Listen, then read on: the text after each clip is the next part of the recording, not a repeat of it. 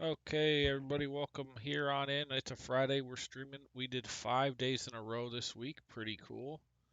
Um, what we're doing is the accounting system in Excel. I've been building this out all week. It's really coming together. We'll do a couple things today, and then we'll try to think of anything we've missed. So today will be common stock issuance, as well as making sure the capital gains on uh, disposal of assets works on losses as well, because we finished up on the gains. That all worked out, but now we need to do the other side. Before I jump into it, remember, check out all financial models at smarthelping.com. You can buy everything I've ever built for $9.99, and that's lifetime access, meaning any templates I build in the future you'll have access to for no extra charge. You simply ask me for a refresh, I'll send you over the latest zip. You can also buy it by category. There's all kinds of different categories here. I've got hundreds of financial models, templates, and tools in Excel and Google Sheets to choose from. The accounting bundle is what we'll be putting this accounting system in, and I'm really conflicted on the price. I'm trying to find a fair price. I was originally going to do 45, but I don't know, and I'd appreciate any feedback on what you think this is worth as well. Let's send out our YouTube link and get on the grinding here.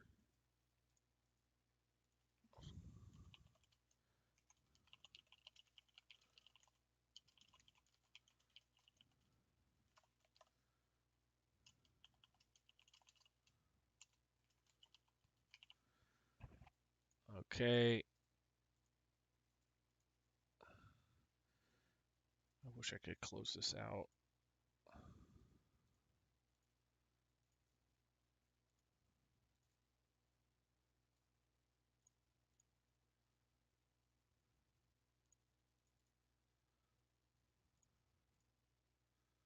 Oh, this is really annoying. Come on. Close.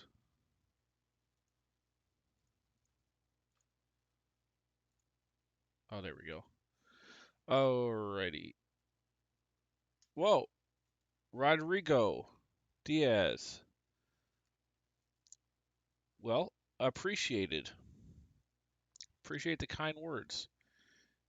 Any feedback on what you think this thing is worth? I'm really trying to think of the pricing we're going to charge on this full entire accounting system that produces financial statements based on a transaction log.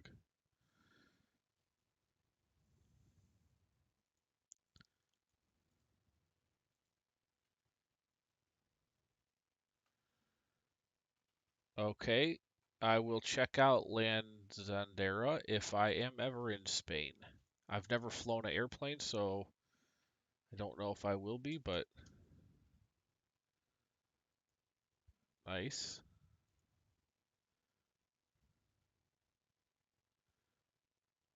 Cool.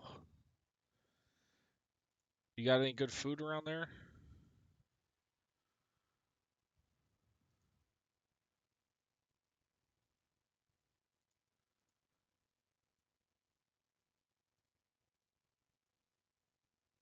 Best paella. Nice. Yep, I love food. So does my wife. We love food. All right. What are we do? Oh, so issuance of common stock. Let's look at this real quick for a starting point. Uh, what is so cash obviously is going up, common stock, and then additional paid in capital. Man, I haven't seen that term since I was in accounting class 12 years ago. APIC.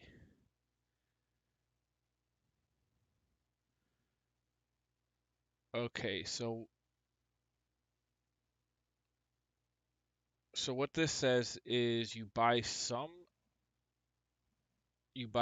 of the stock. Let's say you're going to issue, somebody's going to invest in your company. Uh, you're selling a given amount of shares. Was there? So we want to record the par value. Okay. So we need a couple accounts here because this is saying the par value is actually what's increases common stock, and then additional paid-in capital is anything over that.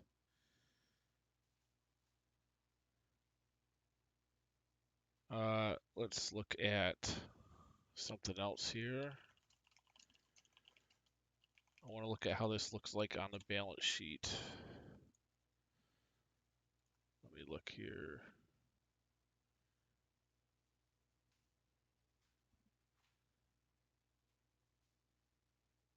I just want to look at some terms. So shares issued for restricted stock, shares issued for stock options, stock-based compensation. So common stock and paid-in capital is looking like all one account here. Just want to see some things, how they putting it. Common stock and initial paid-in capital, par value. Okay, so it's going on top of retained earnings. Okay.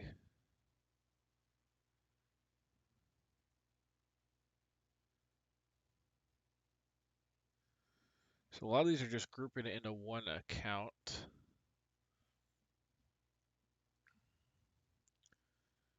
Paid in capital.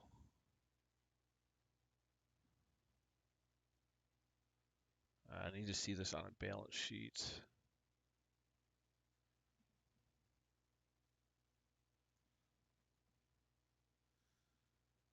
All right, here we go. Common stock, capital in excess of par. There we go. So these two, all right, let's separate it out. So here we're going to have a couple entries. We'll say the account is going to be listed as common stock, and it'll be either a plus or a minus, depending on if you're buying or selling.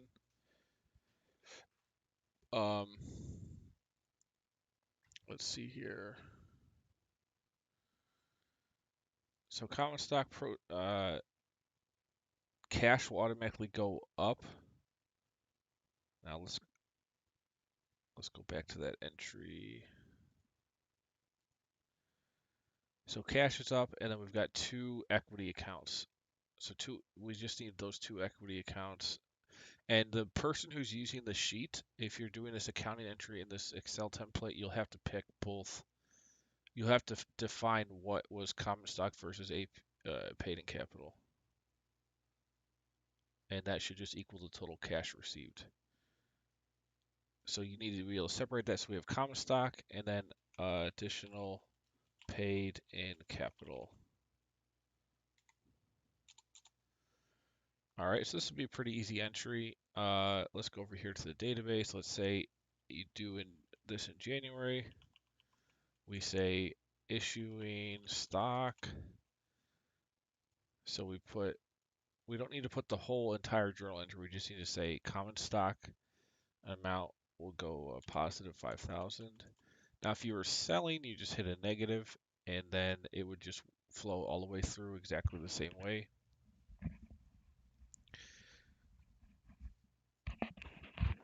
Okay, so common stock, we also on the same date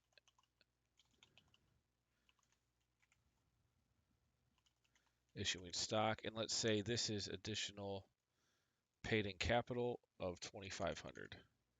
So technically, in this case, we received $7,500 of cash, and these are the two equity account balances tracked, and they can go up and down. Cash can go up and down. So pretty simple. This does not affect the income statement at all. Definitely does affect the balance sheet, and we're going to have to add another item here. So we have common stock, and then we have additional paid in capital. So this is, above par.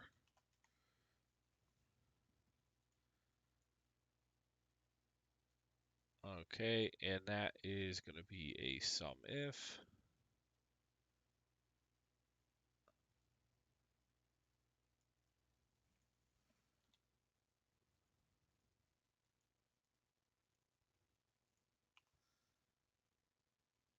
And all we want to do is add anything labeled common stock in the log.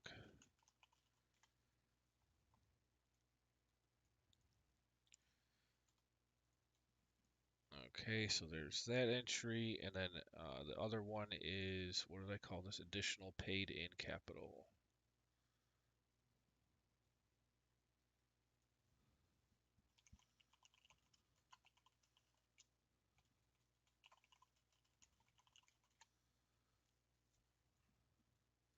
These are both entries that are tracked cumulatively. Okay, owner's equity needs to add up all of this. I'll just do a sum calc.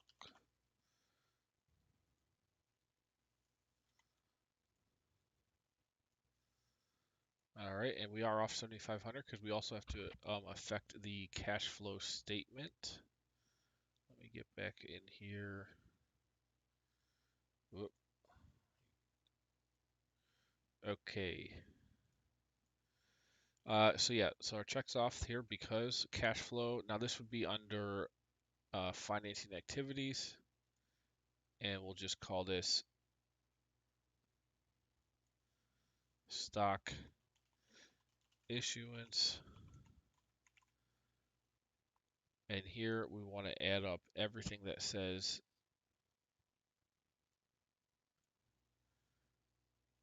paid, wait, common stock. Wait, what did we label this? Common stock was one of them, but we also want to add additional paid in capital.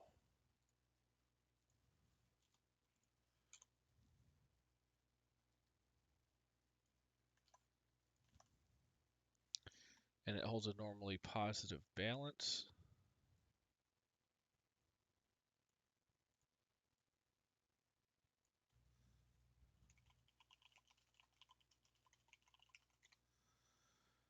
And that's just summing up per period. So that's the total cash received via stock issuance. No, we've already got logic in here to do paid dividends, reduce interest payments, add back interest, loan proceeds.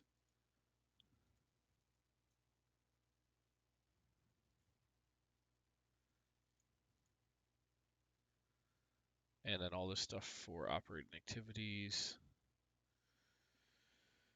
All right, so this looks good. Let's say you issue some more stock in March or April 2023. Issue stock. Let's say you sell it at $3 a share and you sell 5,000 shares. So what would happen is you would have if you sell it for $3 a share, let's say the par value is 5 cents, and you sold 5,000 shares, the common stock would equal 5,000 times this, and then the additional paid in capital would be the difference of 5,000 times 3 minus this. So you total 15,000. And if we go over to our balance sheet, you can see that changes here in April. And there's the cash flow statement. So pretty simple. That all is making sense to me. That's good. So we're good on this. Now, what I want to do before we move on is double check the disposal of assets. And where is it? So we did a whole bunch of stuff here. Let's do this out again. So January 2023, we buy an equipment.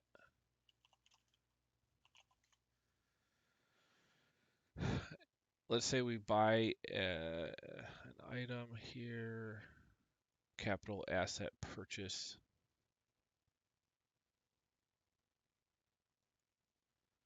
for $500,000. And then we have depreciation starting. You might have depreciation in the same month as well. We're just going to put it in the next month. It doesn't matter as far as the logic goes. Just it will work in whatever month you put it in. So we go depreciation,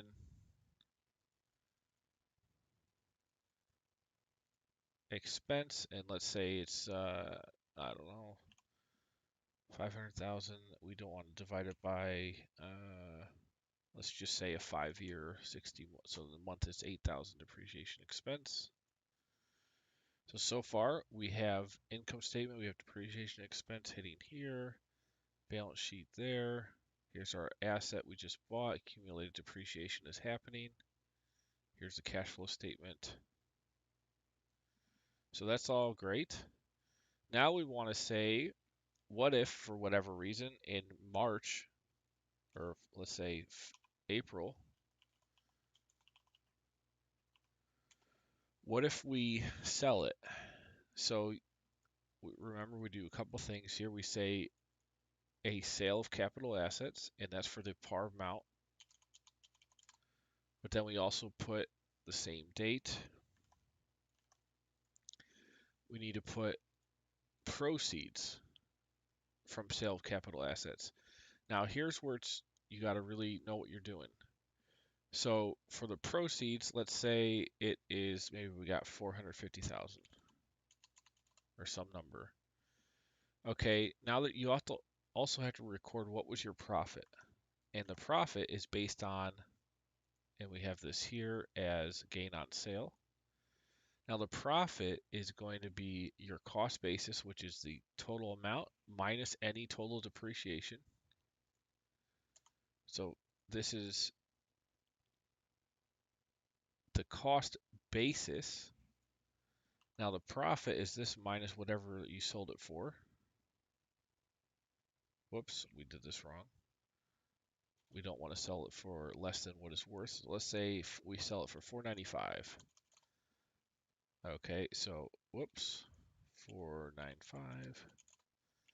So that's a profit of like $4,000. So here's our gain. Put that right here in a gain. So we have the sale of capital asset, remove that off the balance sheet. What actual cash did we get from that? What was our gain on the sale? And then we also have to reduce, and where's this? Accumulated depreciation here. And we need to reduce the total amount. So again, we only did 8,333 one time. So we reduce that. And because accumulated depreciation is a contra asset, meaning it holds a negative value here, you can see this is negative. So when we want to zero it out, we actually put a positive here. So here's all the entries, an example of buying equipment and disposing of it. And again, you could have as many depreciation periods in here as you want, and then the proceeds from sales, whatever. So this is how it works right now, which was fine. You can see the balance sheet balances. This is great. You can see here's accumulated depreciation and the asset getting zeroed out, or retained earnings based on the depreciation expense. And then we also have a profit. Whatever that profit was is going to be offsetting this. And our cash flow statement is just going to have the purchase and the proceeds. We zero out the gain because we're counting it in net income, as well as where we're getting the proceeds. So we don't want to double count it. So on here, we got to zero that out off operating activities.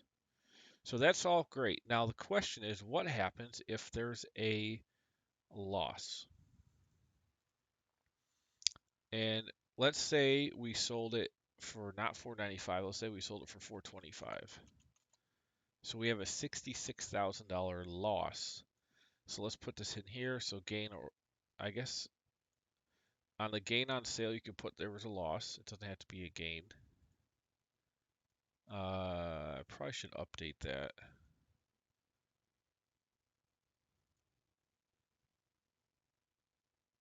Let's change this to gain slash loss. Okay, and then update it here. I think that'll be less confusing to people. So gain/loss on sale is going to be the entry name. We'll change that here.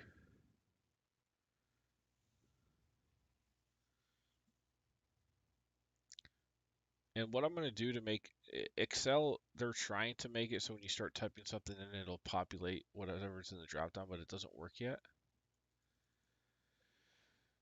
Google Sheets will have that automatically working, and I will put this in a Google Sheets as well. But for now, I'm going to probably separate each section into like categories and put spaces so that when you're scrolling down here, you at least know what categories are what, and that'll help make the data entry easier. Okay, so where was I?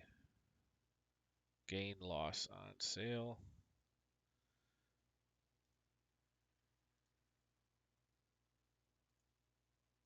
Update this.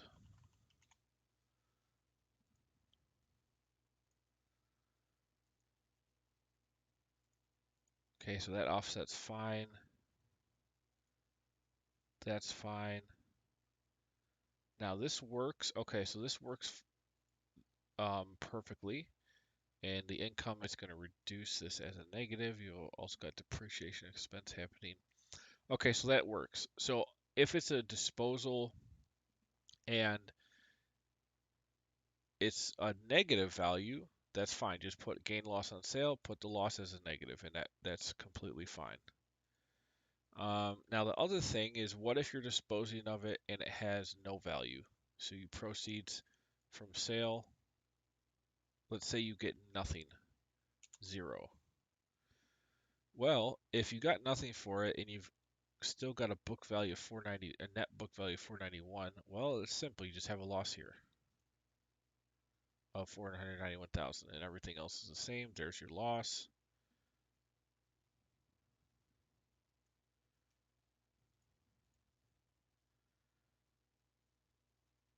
And there it goes. So that works. Okay, perfect. So this is all good. This is great. Note when I'm done with this, I'm going to spread this out for 20 years. Right now, it's just going for a period of 12 months, just so I can get all the logic in. All right, so what I have to do, and I'll do this off stream when I'm finished, is I'll put notes on every single category to explain what it is so you understand it if you're going to use this. Also, I'm going to separate out the category, like each account item into categories and label them and describe them so that it's easier to know where to look for different things, and then that'll also make the drop down easier. Now again, the drop downs are going to be way better in Google Sheets, which I will build it in there as well, because when you start typing in Google Sheets something, whatever matches will come up automatically. In Excel, they said they're rolling that feature out to everybody, but it's been 9 months and they still haven't, so I don't know how long that could take. But if it does eventually get implemented, then that'll make this even better. All right, well, the question is, any more account entries that we have? I mean, we've done revenue, contra revenue, deferred revenue, cost of goods sold, non-inventory and inventory, cost of goods sold, operating expenses, depreciation, accumulated depreciation, capital asset purchase, disposition or disposal, income taxes, loans, principal, other income expense, declare dividend, pay dividend, sale of capital assets, gain loss on sale, common stock. So we've done, I actually don't know what else we need to add in here. And I'm welcome to suggestions. I'm also welcome to pricing suggestions on what to charge for this thing. Actually, let's put that on the Twitter. I'm curious on pricing suggestions for this tool. Let me know.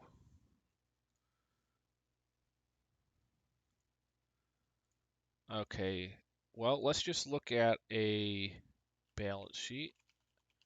and see if we can find any accounts that we don't have.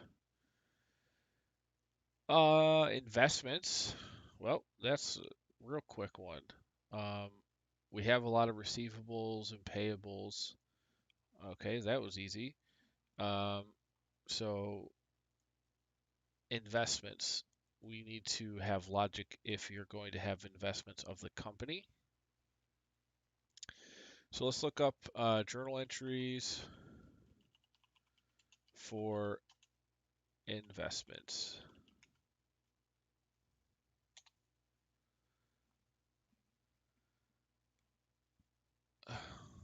I like uh, this site's pretty good. Okay, so we have investments are going to be equal to the amount paid on the balance sheet. And okay, so this increases owner's equity, but what exactly? We don't need borrowing. We've already done all of this. Owner invested 10,000. Oh no, this is for investment in the company. No, we've already got that, so we can account for that based on what we already did here with this common stock additional paid in capital. Um, yep, it's a financing activity.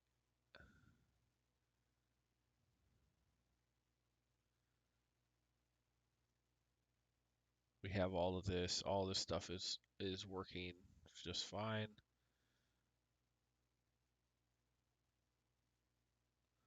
I need to see journal entry for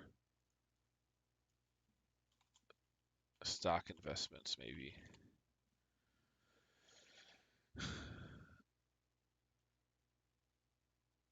For stock by debiting stock investments, and I'm assuming so. Stock investments is a debit, that'd be an asset, and then credit cash. Okay, that makes sense. And then I guess you don't change it until you write it down, or well, you'd sell it, and for gain or loss, it would kind of work like a capital asset and hit under other income. Okay, great. So let's add this in.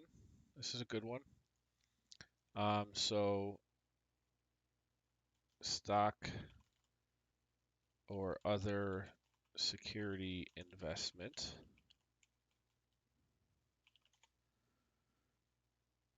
And let's do this. So January, stock buy. Let's say we buy some stock. Let's say we buy $500,000 of Apple shares. Oh, hold on. We have a comment here.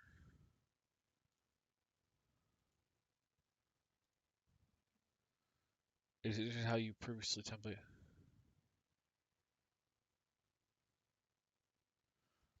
Yeah, so a lot of the accounting tools and templates I've done are going to be useful to figure out a lot of the math that you might use to figure out what your amounts and entries need to be, for sure. Definitely. Uh, okay, so stock investment here, and then so this is a pretty simple transaction, and then the other side of it will be cash. Oh wait, we don't even need that side of it. So stock or other security investment. No income statement effects. Balance sheet, though, it will be, I mean, technically you could hold a stock for a long term or short term. Let's look at this. General, uh, now let's just put, is stock short a current asset? Cash equivalents, no, is,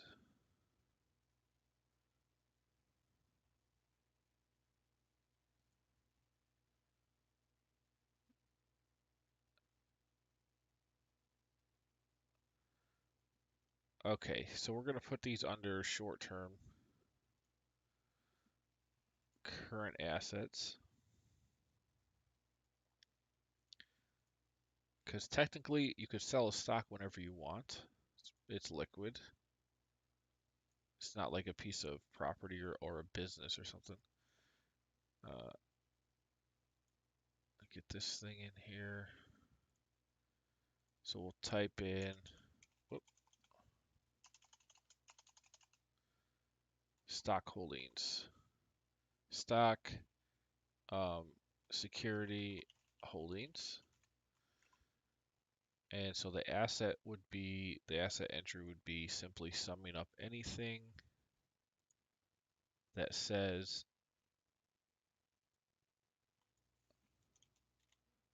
what's our entry here? Stock or other security investment.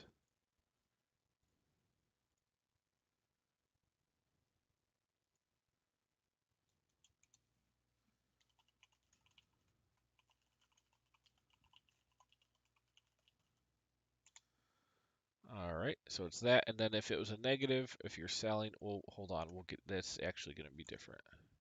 We'll talk about the sale of that after we get the actual purchase in here. So that's going to increase assets. Now we also need to say it's an investing activity for sure, investing in stocks. So we'll put purchase of stocks, securities,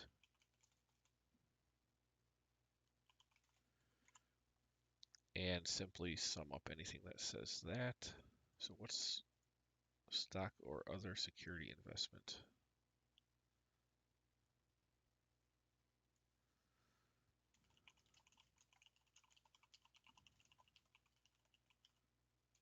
Invest, M-E-N-T. Okay, so there's that.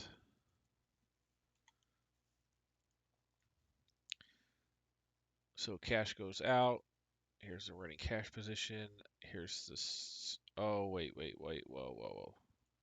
This is going to be a negative.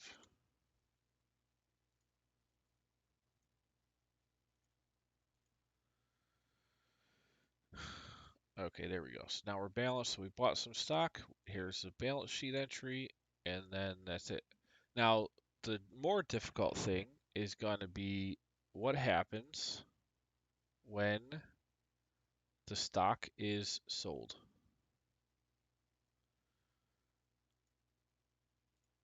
And let's just talk through this before I actually go. So if you sell the stock, we obviously need to get it off the balance sheet for however much you sold.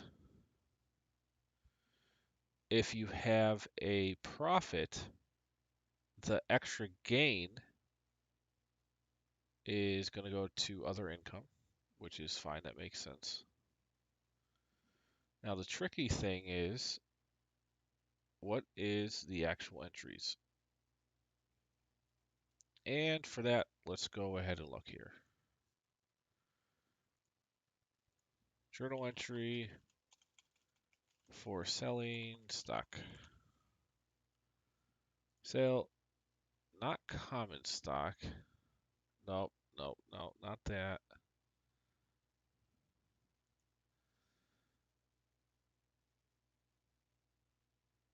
Stock holdings. No, we're not talking about issuance of common stock. We're talking about an asset. No, not that. Here we go. Investments in trading securities. Okay, so this is what we just did, investment in securities. That's going to be an asset. Cash goes down. Now receiving dividend income is fine. You can just put that under other income. So in the database, like if you received a dividend here in February, you just put the date, dividend, and we go other income, and whatever it was, say $2,000. And then that'll just hit the income statement as a positive value. It'll increase the cash. Well, it was negative 500, so it goes to negative 498. We now have a little bit of cash on top of our investment. Let's see.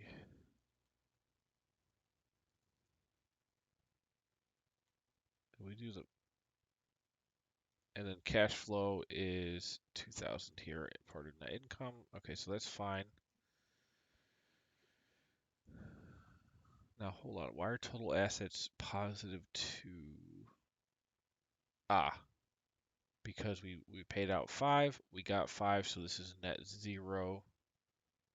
Cash is still negative. Well, we got a little bit back, so now we have $2,000 in the bank essentially. And this is still on the balance sheet as an asset. Okay, so yep, dividends are fine. Not worried about that. What about credit administration to be reported on the balance sheet at fair value? Oh, so GAAP requires investments in trading securities to be reported on the balance sheet at fair value, not like par value or whatever. So therefore, if the shares are worth 28,000 on December 31st, must be reported as 25 from 25 to 28 reporting a gain. So if there's a gain, we have investment in trading securities going up, unrealized gain of trading security. So that is going to be what kind of, the gain here is labeled as unrealized to indicate that the value of the asset has appreciated, but no final sale has taken place. The gain is not guaranteed. The value might go back down before the shares are sold. However, the unrealized gain is recognized and reported on the one owner's year one income statement. Wow, wait, what?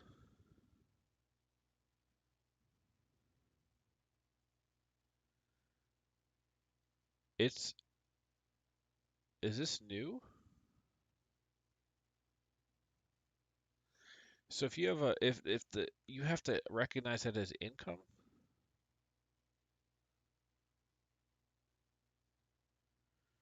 Balance sheet at fair value, fine. On income statement rules, the dividend revenue and that's shown as increases in net income. If instead the fair value at year end had been only 21,000, a 4,000 unrealized loss will appear on the balance income statement to reflect the decline in value.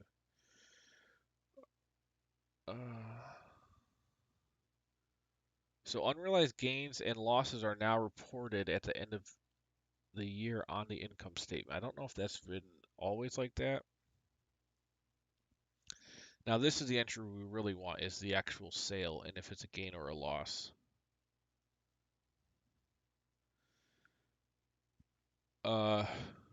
Interesting. I want to get another source on this. Do I have to report unrealized gains on income statement for trading or stock holdings?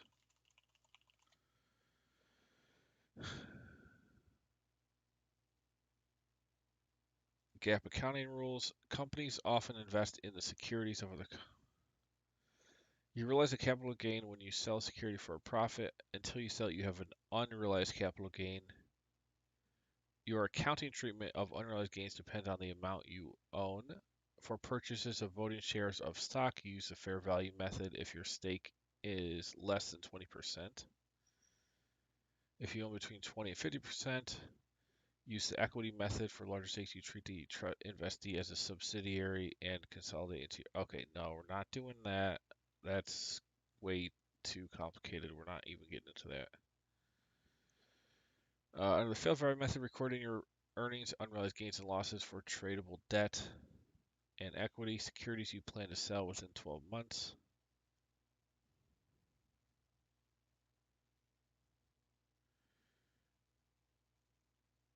For securities available for sale, report unrealized gains and losses as other comprehensive income.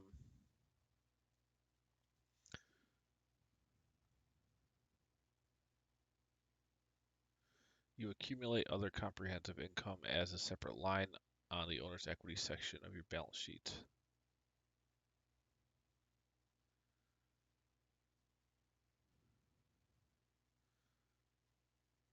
In equity method accounting, the investor recognizes his share of investee income for a period. It reports accounting. For example, if an investor owns...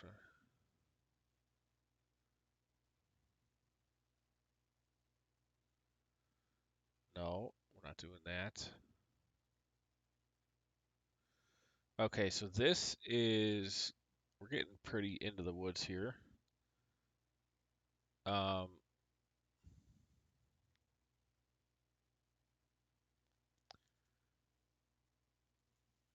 me do another search. Are unrealized gains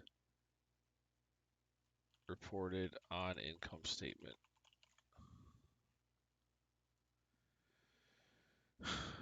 Unrealized gains are recorded differently depending on the type of security. Securities that are held to maturity are not recorded in financial statements, but the company may decide to include disclosure about them. Securities that are held for trading are recorded on the balance sheet at their fair value. Okay, that's a confirmation of the fair value thing. And the unrealized gains and losses are recorded on the income statement.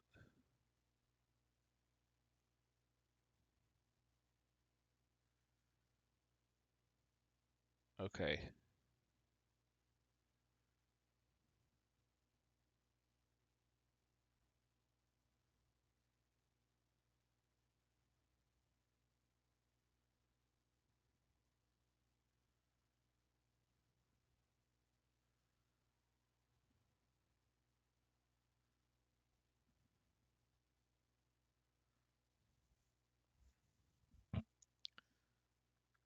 Okay.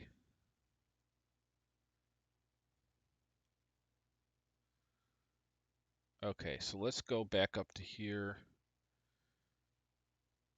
So far what we've coded in is this: buying a security, and dividend, we have that.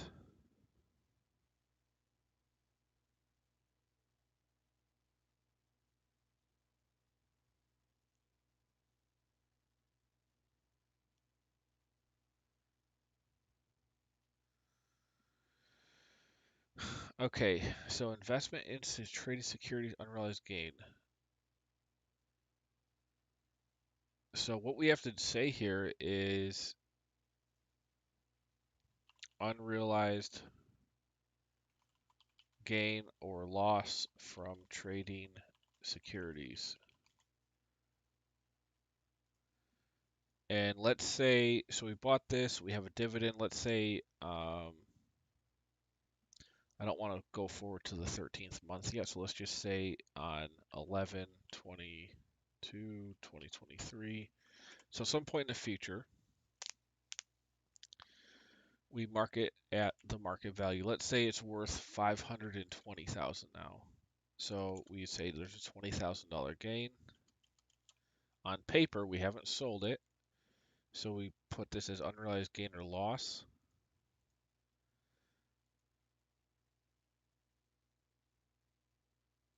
Of 20, and it increases. So no cash is flowing, so it doesn't hit the cash flow statement. It increases the value or decreases the value of the asset on the balance sheet. And you do this basically once a year until you actually sell it. And okay, this makes sense. Okay, so other income is where we're going to put this.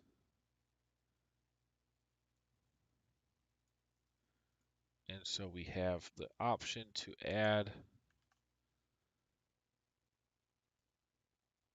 And what did I put this as? Gain, loss from trading securities. Unrealized gain, loss from trading securities.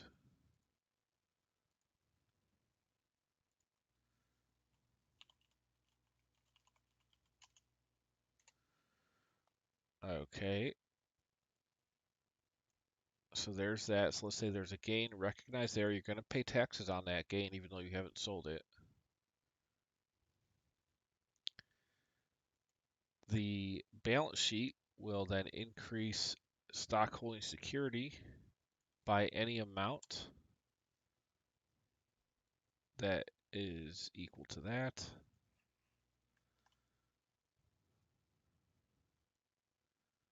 So if it's a loss, it'll go down. If it's an unrealized gain, it goes up. So we'll put unrealized gain loss from trading security.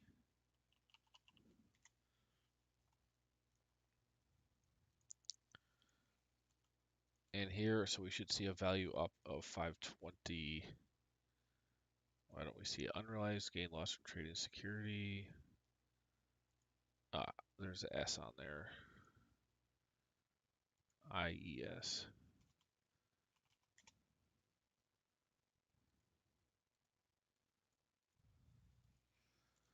Okay, that's fine. No, we still didn't get it. So what did I secure? My spelling's starting to weaken. Securities. Okay, did we get it there? Nope. Still said unrealized gain loss from trading securities. Unrealized gain loss from trading securities. SECURITIS. Securities. I feel like that's spelled right. Oh, I have an L in here for some reason. Unrealized. Okay, let's try that. Got it. Okay, we got it. We got it. We got it. This is why I only do one account at a time to make sure we make it right. Okay, so there's the increase here. We're off 20,000. Why is that? Let's see. This goes up.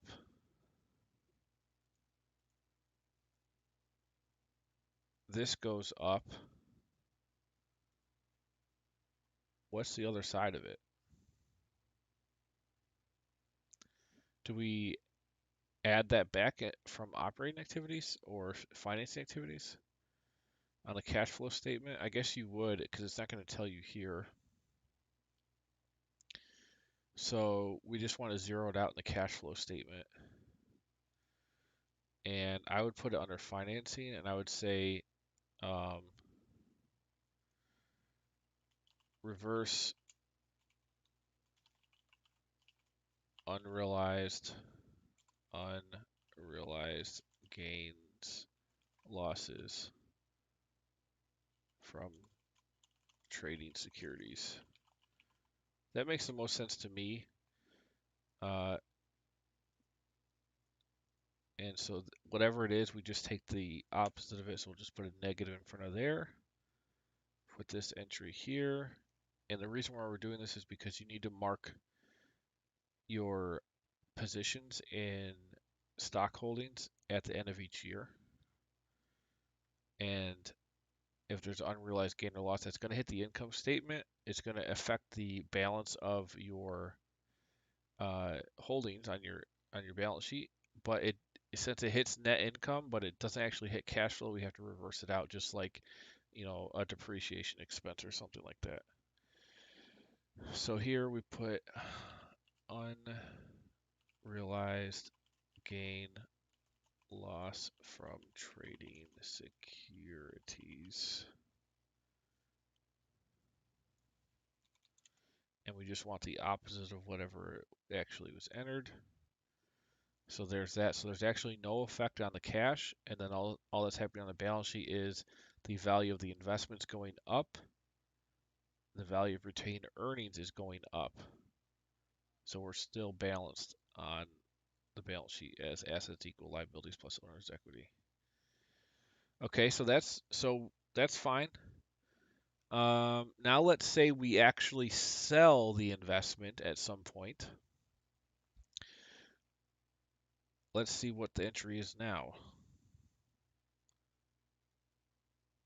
And note, is unrealized gain, what is this account? So this is the asset. Unrealized gain from trading securities is this to gain. The gain here is labeled unrealized. Gain is not guaranteed. The value might go up or down. However, the unrealized gain is recorded on the. Okay, so I'm assuming this is just a credit, like almost like a sales account or something. And so in our income statement, that's where it's hitting here. That's basically what that is. What we're just putting in other income, because there's also other stuff that goes in here, like um, gain or loss on sale from fixed assets, like we just talked about earlier today, disposal of assets, all of that thing, those types of things.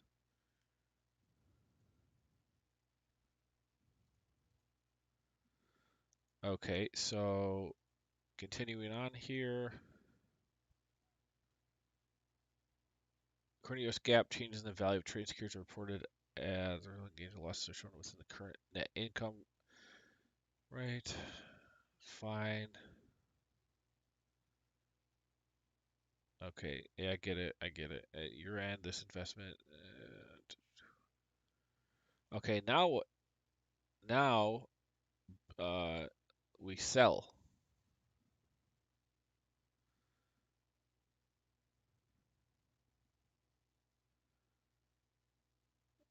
So these shares are sold by value in year 2 for 27,000.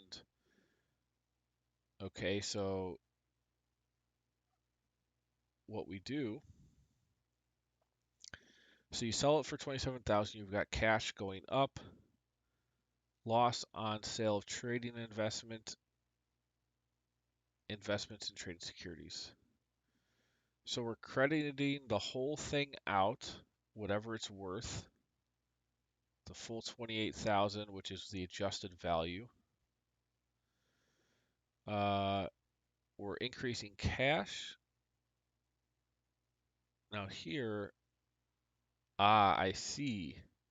So since we actually only end up selling it for 27,000, we have a little bit of a loss on that value that we had it on the books for.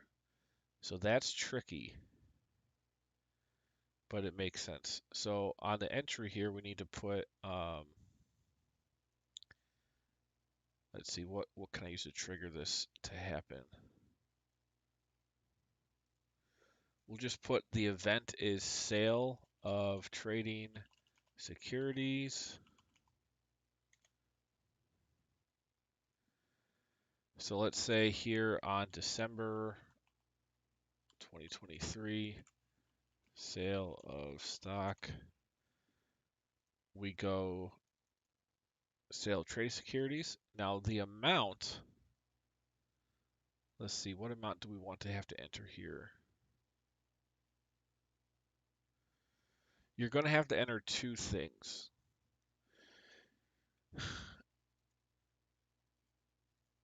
You're going to have to enter, let's say it's worth $35,000 now. Or no, hold on. We put 500 here. We increased it by 20, so it's 520. Let's say it's now worth 525,000. So you've got a net $5,000 gain. This hits proceeds, the actual amount. And actually, so let's change this to, we'll have sales of traded securities and then proceeds. So similar to the other thing we did with the sale of capital assets, we want to hit sale of traded securities as a way to decrease whatever the value is on the sheet. So it'd be 520,000 in this case. So you would go two entries, actually three entries here. One, sale trade securities for whatever it's worth on the books, so 520,000. You would also then do proceeds. Let's say we got 525,000. No, let's say 535,000.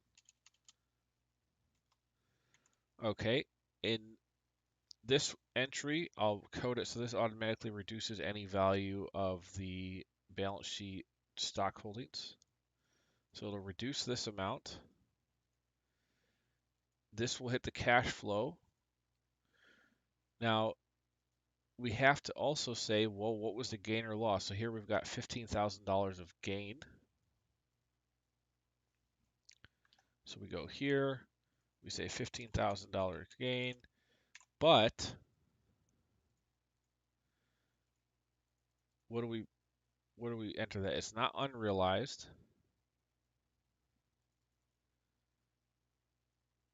We could put it under gain or loss on sale, and then that'll go, because we've already got that coded in. So let's look at this. So there's the amount, the $15,000 gain. Here's the $20,000 unrealized gain.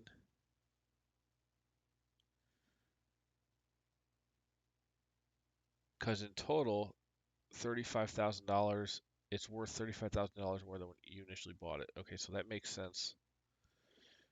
Cash flow is zeroed out here.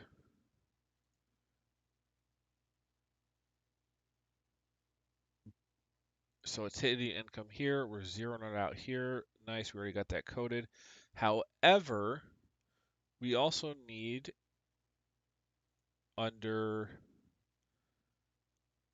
investing activities, we can put sale of stocks, securities. And under here, it would just simply be anything that's labeled as proceeds from sale of trading securities.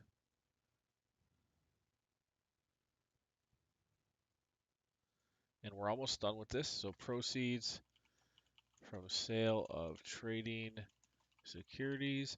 And note now, like I've already coded all the main items for like regular revenue, expenses, um, taxes, all the main things, inventory, accounts payable, receivable, all that stuff's already coded in. So to create financial statements for normal conditions, this is ready to go. Right now, I'm doing some more rare events, but I think are relevant. So like earlier today, I did sale of stock, issuance of stock, like to get equity, and now we're doing this sale of securities, and I mean we're getting pretty close to where I'm ready to put this. I'm ready to put this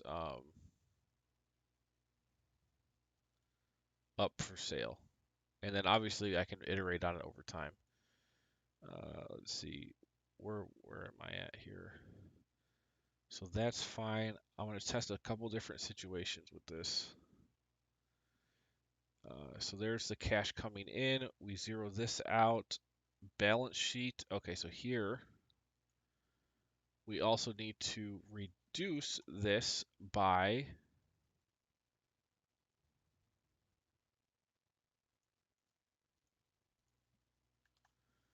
anything that says, let's see, how do I label this? Reduce it by anything that says sale of traded securities. So these are two different entries, and I can't make them just one. So when you sell something, you put one entry of selling it, get it off the books at whatever it's worth, and then put how much actual proceeds you got here. Now the difference between these two is always going to be the gain or loss on sale. And this amount should include any unrealized gains or losses, because that's the net value of whatever the asset is.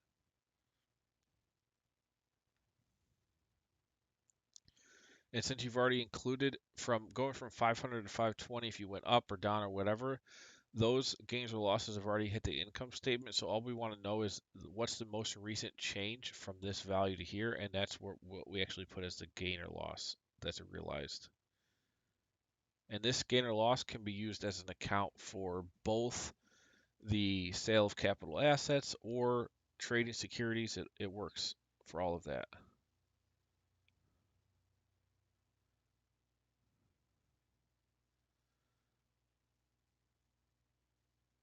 Okay, so where was I? Oh, balance sheet. Okay, so what are we calling this? Sale of trading securities. And these things don't happen often, but I just want to have it in here so in case for whatever reason, the more options and flexibility I give this, the more useful it's going to be to the more amount of people. Sale of trading securities. Okay, so we drag this over, add this. And there we go. So that zeroes out. Now we should be balanced down here. We are perfect. So net on net, our retained earnings is 37,000. That represents the total gain of 35,000. So we bought it at 5, we sold it for 535. So that's that amount plus the $2,000 of dividends we got. So that makes sense there. Assets go down here. We've got cash left, which is a total income. Um, Cash flow statement looks good, and then again, you'd probably have taxes here, so you could apply, income taxes if you wanted, and put, uh, there's entries for that. Payment of income tax expense. So income tax expense is if like you're billed for taxes and you got to pay it in the future, but if you're paying it right now, you could just go in and put okay. Um, in theory, you could say 12/1/2023 taxes on this. You haven't paid them yet, but you do have income tax, so you put, where do we have it here? Income, where's income tax?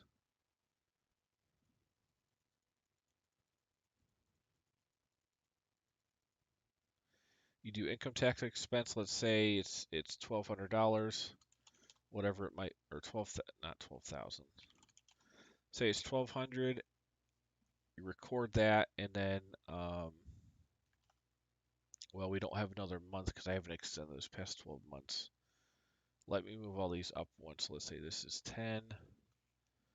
This is happening on November, and then this is December. So, no, let's say this is 11/2. So we have that, and then when we actually pay that, we go and say payment of income tax 1,200. Now, if you want to see what that looks like, income statement, there's the actual income tax accrual happening in November. So it's reducing net income. It'll hit the retained earnings accordingly. And then on the cash flow, what's happening here is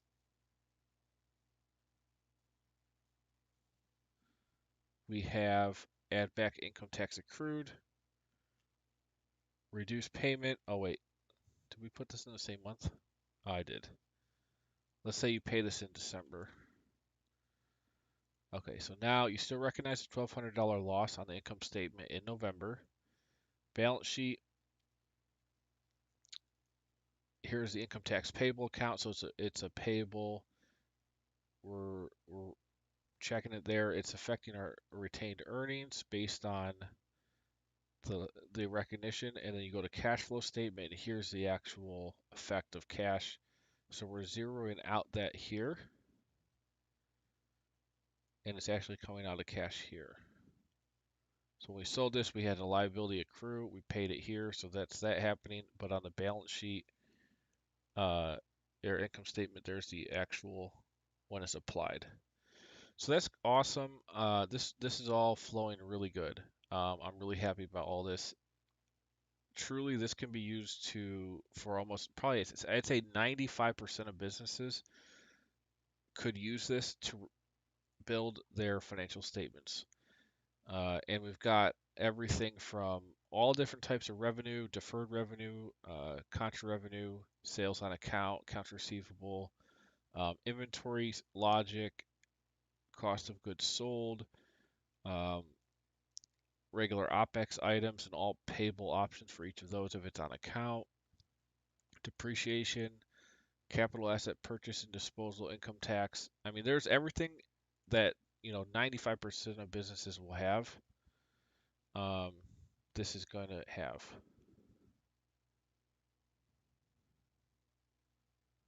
So it's pretty cool. Um, I want to figure out what this is probably worth to people. I know it's going to have a lot of volume. A lot of people are going to want to use this. So I'm debating on, like, if I do my min price at $45 for this template, I think that's pretty very fair. I mean, it is simply a log where you can keep track of all your entries and it produces financial statements. Um, which is pretty awesome. Now, I will have to put in definitions for all these, and I'm going to separate all these out into categories so it's easier to select in the drop-down list. I'm also going to upload this to Google Sheets and make sure it works there. Now, in Google Sheets, if you start typing in a category, it will show you what's in the drop-down. So that's awesome. Um, Also, auditing. So I want to build some auditing. Number one, it'll check if any entry you have here in C does not exist in this validation tab, and if that's the case, then you've got a data entry error. Um, I also want to allow for checking any different one of these accounts and seeing, basically filtering this to see any entry that hits that, but do it in an automated way. So I don't know if I'm going to do those on stream or not, but they're definitely going to be useful to have built in. So I'll do that. Um, for now, we can delete these. Let's see if there's any other major items I can think of on a balance sheet that we need. Let me see here. So short-term investments, receivables, prepaid expenses I didn't do anything for.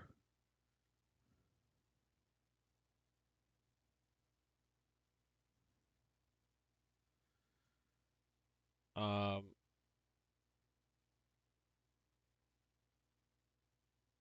let's see, we have all of this. We don't have anything for bonds. We just have regular debt.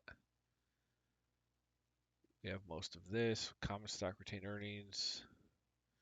Accumulated other comprehensive income, we don't have a line entry for.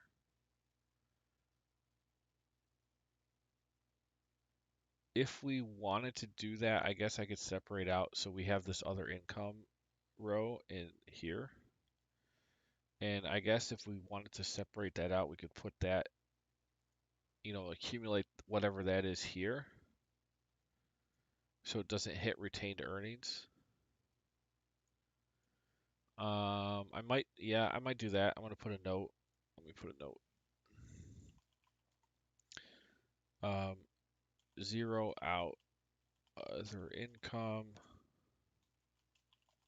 from retained earnings and add to other, what do they call this? Accumulated other comprehensive income. So that'd be things like gain or loss from sale of, stock. Accumulated other comprehensive income on the balance sheet.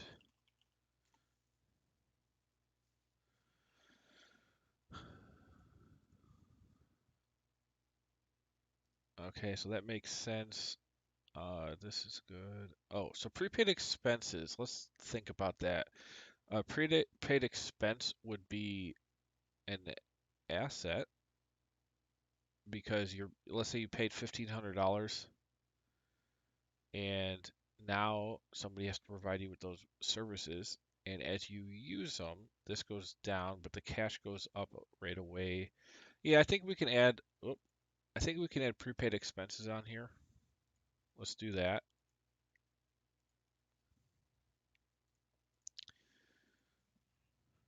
Prepaid expense.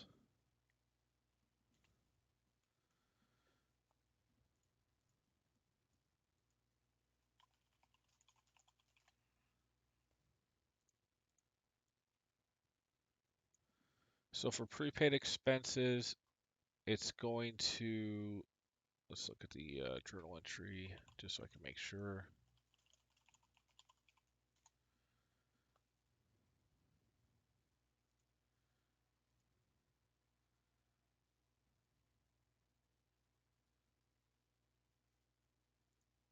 Okay.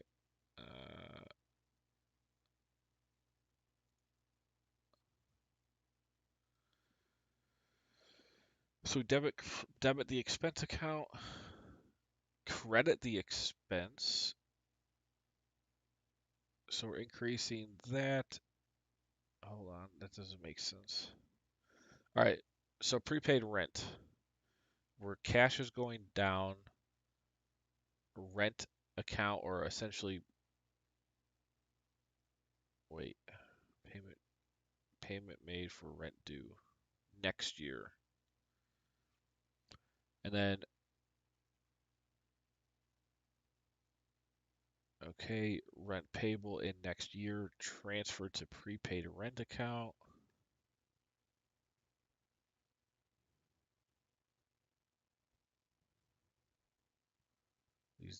These commas are weird.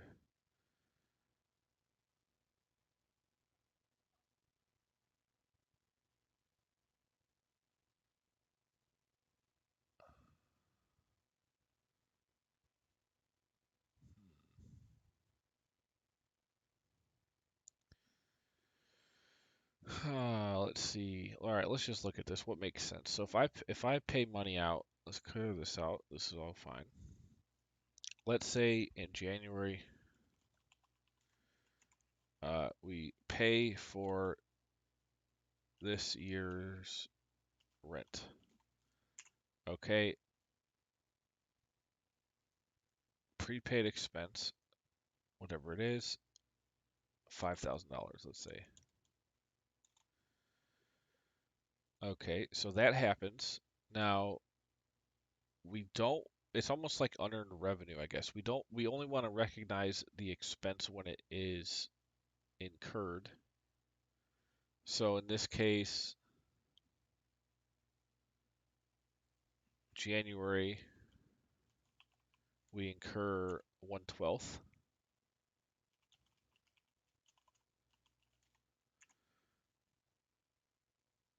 So what do we put here? We'd have to actually have another account. So prepaid expense, and then uh, what do we want to call it when we actually use it? Will this be prepaid expense account?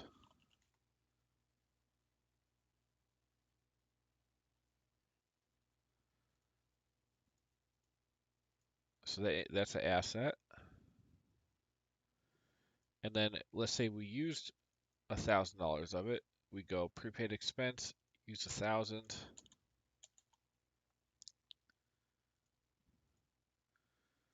This is non-cash, a non-cash item. This is when it actually hits cash flow. So anything that's a prepaid expense account, you're actually paying it out, and then this is when it's recognized. So on the income statement,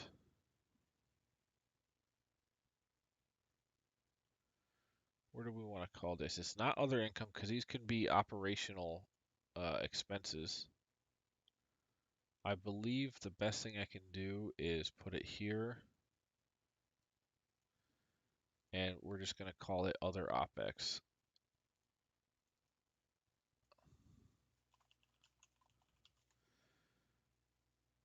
Other operating expenses. And this is just going to sum up anything that says prepaid expense.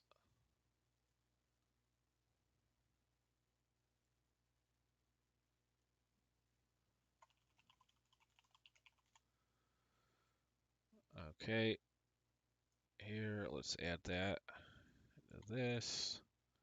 So it reduces income when it's recognized. Let's say we prepaid it here, but it actually wasn't due. The first payment's not due till Feb, so we have it hit the income statement in February. Now the balance sheet, so this is an asset. I'm just going to put it under current assets down here, and we'll call this prepaid expenses. And this is just going to be the total prepaid expenses less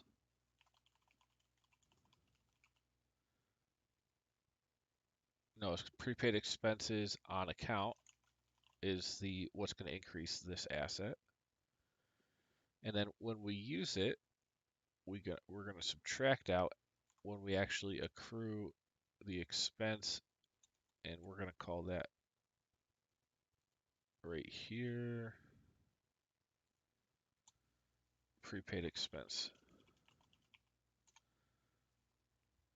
Okay, it looks like I spelled everything wrong. Does this have an S on it?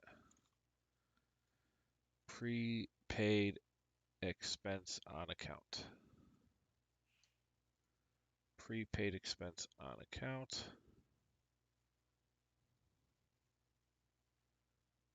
minus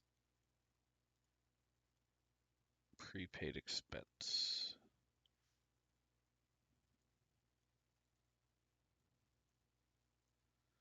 Nope, we are how am I misspelled at all? Oh wait, image. Whoops, did I mess this up? Undo, undo. Okay, don't mess with inventory. And when I'm all done with this, I'm gonna go through and do an example of an entire situation, like test every account all at once.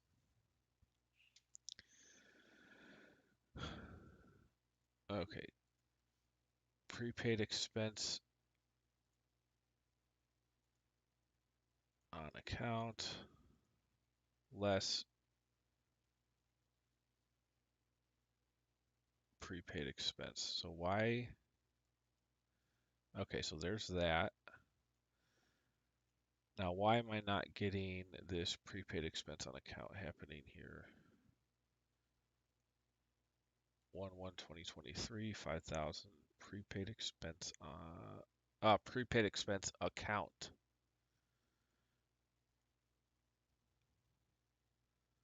Not on account. So there's that. So why this is an asset is because you've put money out that now people owe you services for, which is fine. And, like a lot of times it's going to be prepaid rent. So we prepaid in January 5,000. We accrued or used 1,000 of it here, so now they only owe us $4,000 worth of service. We've used $1,000 of cash up. Now the cash flow statement's actually got to be fixed too. So on cash flow, this is going to be down here, and we'll have to do two entries. We have to add prepaid expense on account and reduce prepaid expense. So when it actually happens,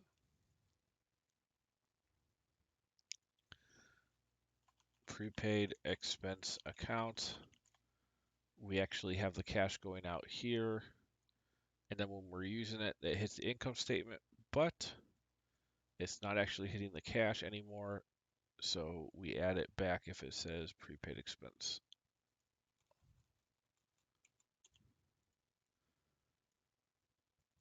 And let's add this.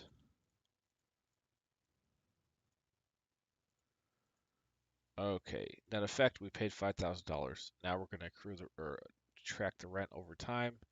If we paid rent again in the future, this goes down. Cash does not change. Net income goes down. Okay, so that's good. Prepaid expenses.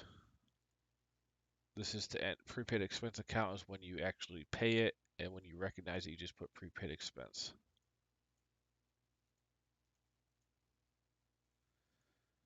And again, all these are going to be labeled on what it means. I still want to zero out other income from retained earnings and add to accumulated other comprehensive income. Now we're going to have to take actually both of these. So other income and other expense. This line here, we're going to take out of net income it'll still hit cash flow here for net income, but on the balance sheet, retained earnings is going to not include this. It will only include essentially your operating activities, not other income and expense. And actually, I guess I could do that right now. It's pretty easy. So we just do retained earnings. What do we have here? Income statement minus, minus dividends declared. And then we also want to subtract out anything happening in other income expense.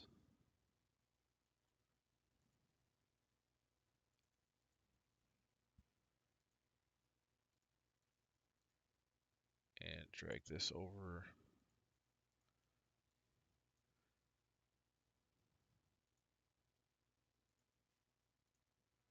And then we'll have another account here called accumulated other comprehensive income. And I get the reason why you want that separation is to show what's the accumulation of things that aren't related to direct operating activities versus what are.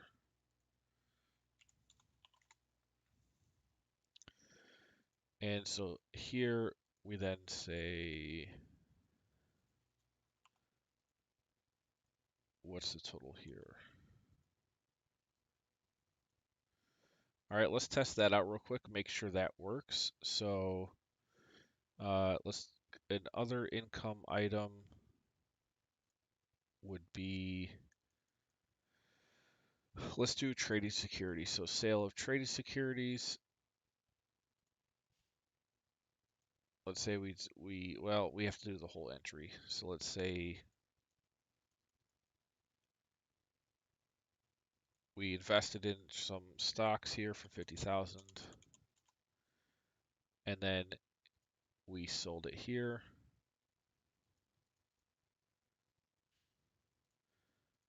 And so we put sale of 50,000 to reduce that there, but then we also have, and let's just say this is in May,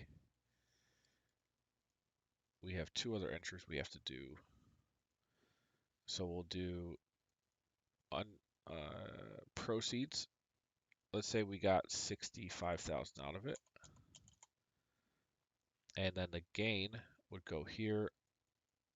Where's our gain or loss on sale? And $15,000 gain. All right, and let's see if what we just did works. So this is other income. Balance sheet, no. Okay, so what happened here? Oh, wait, we didn't add the previous period. Okay, so that's why we do this, check. So why are our assets up? So that was the gain of 15. We have to add this other row here too as well. There we go. Okay, so that looks great. All set. This is all set.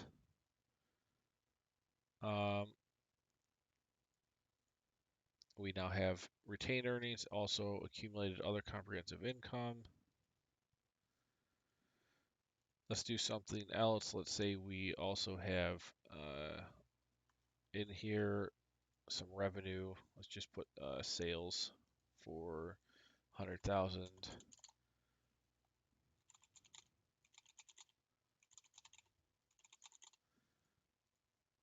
So that, or 10,000. So that hits here. Net income. Cash flow's fine, and balance sheet, we just have these in the, okay, perfect. So that's good. I wanted to test one more thing here before we go, and that is what I had done. Let's just put some, well, so I want to make sure this,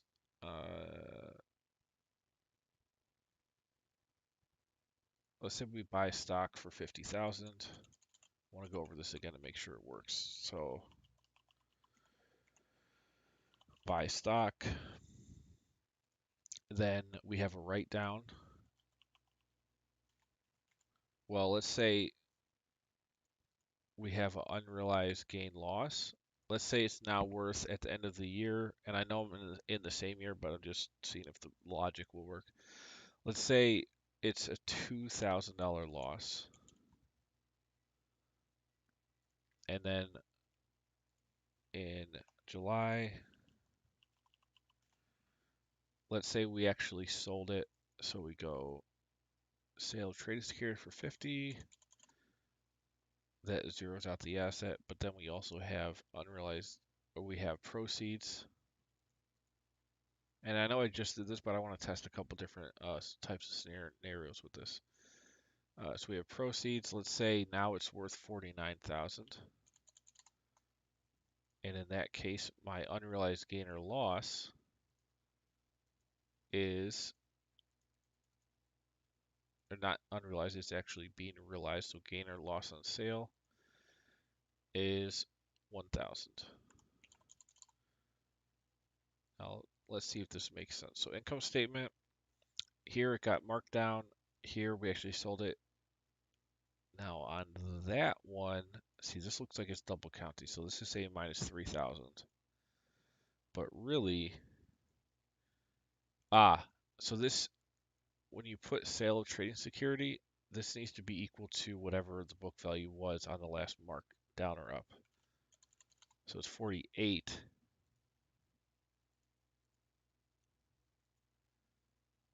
Then we sell it. So if we sold it for 49, we actually have a gain of 1,000 because it's based on that last value of 48. So we lost 2, but then we gained 1. So net, we're down 1,000, which is this. So that makes sense. Balance sheet, down 1,000. Okay, that makes sense. This is going to 0. Okay, so that logic works. Now let's say we had a write down, but then proceeds from the gain. Let's say this was a positive write up. So we have 52,000 now as our basis, and then proceeds are 55,000. So we have a $3,000 gain from the latest. So total, we had $5,000 in gains. Okay, so that's their balance sheet. $5,000 net gain, so their cash is up. This goes to 0. Okay, so that works. Let's try what else could happen here. Let's say we had a markdown of 5,000. So it's worth 45,000 here to get rid of it. And then we have proceeds, but then let's say it goes back up to 47,000. So now you actually put 2,000 here. And net on net, you've lost 3. Okay, so there's 3. Perfect. Okay, so this is working fine.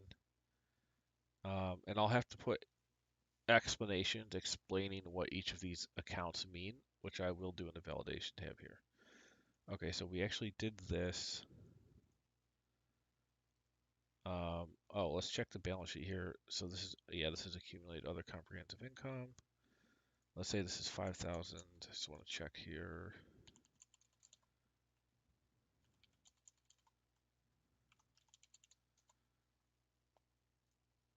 Perfect. 5, 5, and then 2. Okay. Looking good. Looking good.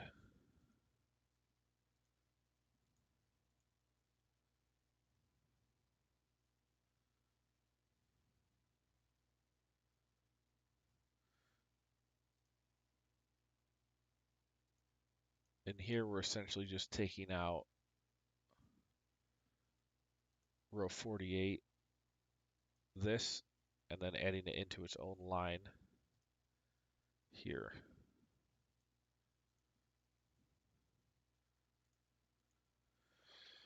All right, well, this is awesome. I mean, this sheet is really getting there. We added prepaid expenses. Well, let's see what all we did today. We added prepaid expenses. We added the ability to buy and sell traded securities with unrealized gain losses, as well as use the gain loss account um, when it's realized, and that worked. We did common stock. Um, we checked the disposal of assets. If it's a loss, that worked fine. And then I'm just going to categorize these things, write explanations for every one of them. And then I mean, we have a pretty nice sheet here to forecast financial statements based on transactions. And I would say we have everything needed for just general operations. We also have a lot of stuff for like things that aren't super common but still need to be accounted for. Um, yeah, I mean this thing is pretty solid. I don't know what else we would even need in here.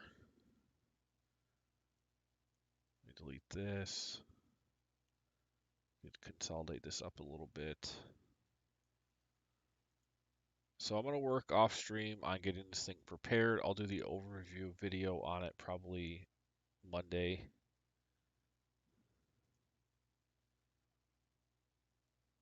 I'll give this a bottom border.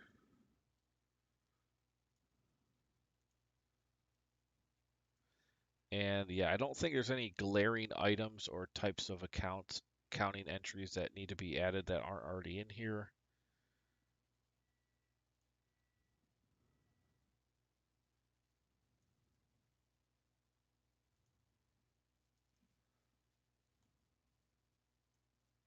Let me delete this.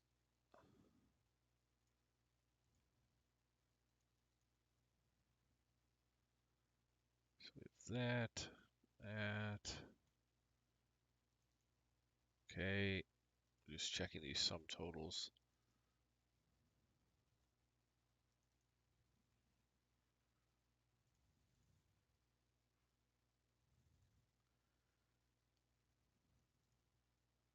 Yeah, I'm pretty happy with where we ended up on this. It's very, very good. Now the income statement kind of looks a little crazy compared to these other ones just because let's see if we can lighten these up a little bit. So net revenue can have a big one. This doesn't need it.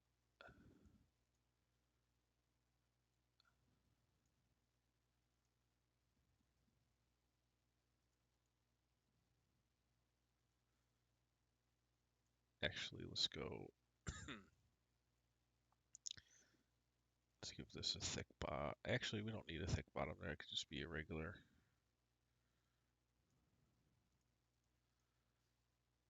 So net revenue. Now this one needs a thick bottom.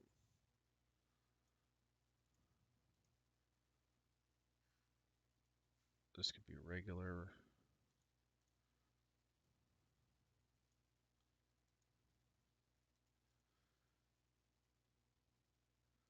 So net revenue, EBITDA.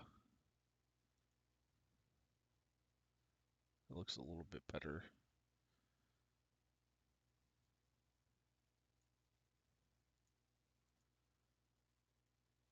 This is just regular. This is regular. And then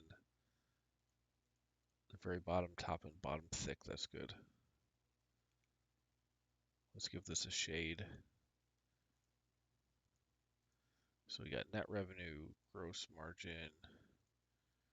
This doesn't need to be shaded. EBITDA, EBIT.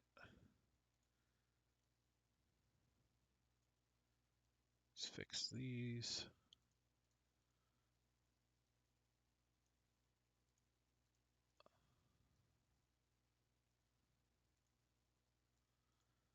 Revenue, EBITDA, EBIT, and then net income. Okay, so this looks pretty good. That looks better with the light borders. Balance sheet looks good. And here we'll actually give these thick bottom borders on each section here.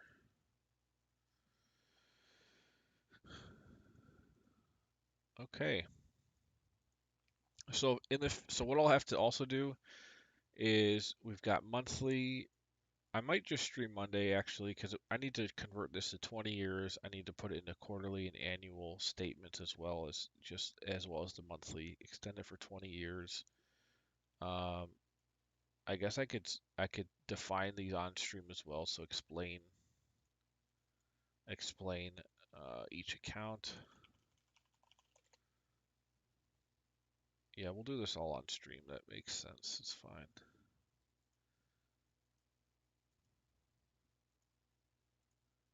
So description.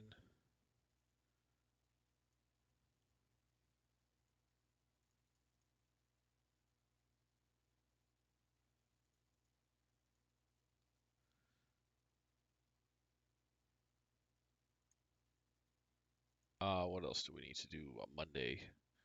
All of that. Extend these out for longer time frames. Do quarterly and annual. I believe that's it.